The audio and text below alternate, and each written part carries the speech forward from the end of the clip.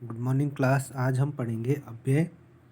सबसे पहले जानेंगे हम अव्यय का शाब्दिक अर्थ क्या होता है। अव्यय मीन्स होता है जो व्यय न हो, जो बदलता नहीं है, जिनके रूप में लिंग, वचन, पुरुष और कारक काल आदि की वजह से कोई परिवर्तन नहीं होता है, उसे अव्यय कहते हैं। अव्यय शब्द हर स्थिति में अपने मूल रूप में बने रहते हैं। इन शब्दों को विकारी शब्द भी कहते हैं।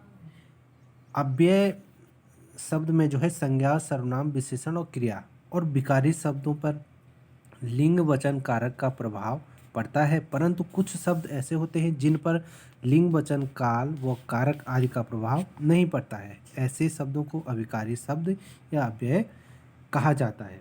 परिभाषा है, अव्यय वह शब्द है जिनमें लिंग, वचन, कारक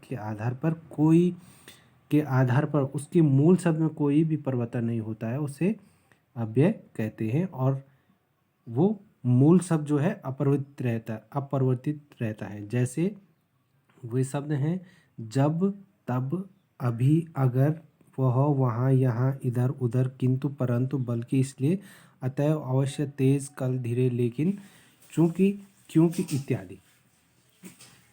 अब पढ़ते हैं अव्यय के भेद। अव्यय के जो भेद हैं वो 5 भेद हैं। पहला है क्रिया विशेषण अव्यय, दूसरा संबंध बोधक अव्यय, तीसरा है समुच्चय बोधक अव्यय, चौथा है विस्मयादि बोधक अव्यय, पांचवा है निपात अव्यय।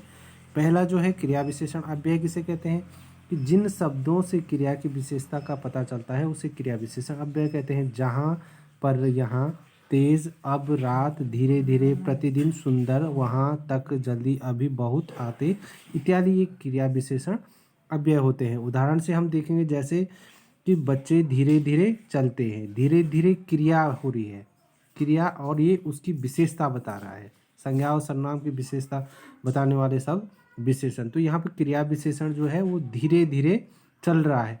रमेश प्रतिदिन पढ़ता है, रमेश प्रतिदिन, यहाँ पे जो है क्रिया और विशेषण अव्यय है, ये बताया जा रहा है। तो ये जो है क्रिया विशेषण सब कहलाएंगे। संबंध बोधक अव्यय, जिन अव्यय शब्दों के कारण संज्ञा के बाद आने वाले दूसरे शब्द से उसका संबंध बताते हैं, उन शब्दों को संबंध बोधक अव्यय कहते हैं। ये शब्द संज्ञा से पहले भी आ जाते हैं, जहाँ पर बाद भर के ऊपर, की और कारण ऊपर नीचे, बाहर, भीतर, बिना, सहित, पीछे से, पहले, लेकर, तक के अनुसार, की खातिर, के लिए आते हैं, वहाँ संबंध बोधक अव्यय होता है। जैसे मैं विद्यालय तक गया, तो जो विद्यालय है उसका संबंध दिखा रहे हैं यहाँ पे, ठीक है ना। संज्ञा के बाद आने वाले दूसरे शब्दों में उसका संबंध, विद्यालय से हमारा संबंध पढ़ने से है।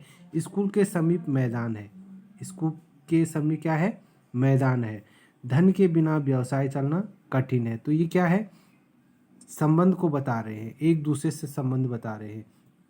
तीसरा है समुच्चय बोधक अव्यय, जो शब्द, दो शब्द, वाक्य और वाक्यांशों को जोड़ते हैं उन्हें समुच्चय बोधक अव्यय कहते हैं। इन्हें योजक भी कहा जाता है। ये शब्द दो वाक्यों का परस्पर जोड़ते हैं, जहाँ और, तथा, लेकिन, मगर, किंतु, परंतु, इसलिए, इस कारण, अतः, क्योंकि, ताकि, चाहे, यदि, मानो, यानी, तथापि, ये जो है सारे शब्द जो है समुच्चय बोधक अव्यय कहलाते हैं। अब है चौथा विस्मयादि बोधक अव्यय, जिन अव्यय शब्दों में हर्ष, शोक, विस्मय, ग्लानि, लज्जा, घृणा, दुख, आश्चर्य आदि का भाव का पता चलता है, वहाँ विस्मयादि बोधक अव्यय होता है। इनका संबंध किसी पद से नहीं होता है, इसे द्योतक भी कहा जाता है।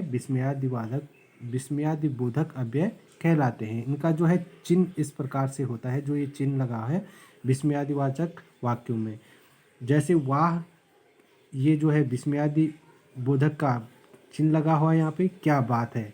आह, फिर जो है चिन्ह लगा है वह चल बसा, फिर आह क्या स्वाद है। ये जो है विस्मयादि बोधक के क्या है, अव्यय के शब्द हैं। अब है पांचवा निपात। निपात किसको बोलते हैं, निपात जो अव्यय है जो वाक्य में नवीनता, चमत्कार उत्पन्न करते हैं, उन्हें हम निपात कहते हैं।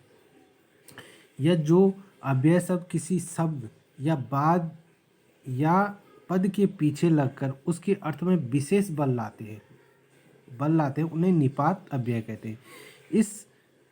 इस प्रकार के जो शब्द होते हैं वो होते हैं भी, तो, तक, मात्र, भर, मत, सा, जी, केवल आदि। यहाँ जो है निपात अव्यय इस प्रकार के शब्द होते हैं, जैसे प्रशांत को ही यहाँ पे जो है बल लगाया जा रहा है, करना होगा यह काम। सुहाना भी, जो भी है इस पे जो है बल लगाया जा रहा है, सुहाना भी जाएगी। तो विशेष बल लगाते हैं उन्हें, यहाँ पे है ना जो अव्यय शब्द किसी शब्द या पद के पीछे लगकर उसके अर्थ में विशेष बल लगाते हैं उन्हें निपात कहते हैं।